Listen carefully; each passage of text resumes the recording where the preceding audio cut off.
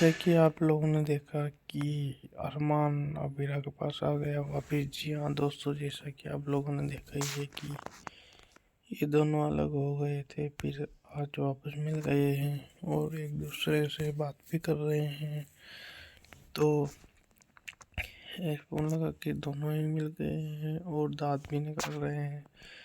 तो जो इनके बीच में हुआ था वो तो ये भूल गए और दोनों ही दांत निकाल रहे हैं। और फिर वो वीरा को पकड़ लेता है और दोनों डांस करने लगते हैं। और आज इनके लिए अच्छा दिन है और दोनों ही अच्छे से रहने लगते हैं। और जब फोटो खींचते हैं तो वो फोटो वापस आ जाता है। और जब फिर वो एक सपना देख रहे थे तो इधर अबीरा परेशान हो रही थी किसी के कारण से, क्योंकि दोनों ही अच्छे से रहने लग गए थे। फिर वापस जाने क्या हुआ इन लोगों के, तो वापस दूर हो गए। तो ये नल में मुंह धोने के लिए यहाँ आई थी क्योंकि परेशान हो रही थी बेचारी। और ये अरमान उसका फोटो देख देख के परेशान हो रहा है, बहुत ज़्यादा रोने लगता है। और उसके कुछ समझ में नहीं आ रहा है कि क्या करे अब। समझने वाला तो दूसरी बात है, पर अब जो होगा देखा जाएगा। आप जैसा कि देख ही रहे हो, अरमान भी बहुत दुखी है बेचारा, ये वीरा छोड़ के जा रही है, उस बात का दुख है। तो अरमान की इस बात का दुखी है।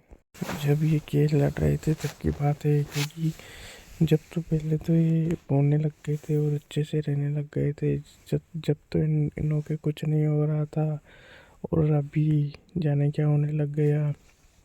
तो आपस में बात भी नहीं कर रहे थे और कुछ समझ में नहीं आ रहा था इन लोगों को भी क्या करें। अब पहले तो कुछ नहीं हुआ, अब ज़्यादा हो गया। और फिर अरमान दोनों ही बात कर रहे थे तो इनके समझ में नहीं आ रहा कि क्या करें। अब वीरा परेशान हो जाती है बेचारी की, क्या किया जाए क्या नहीं समझ में नहीं आता उसको।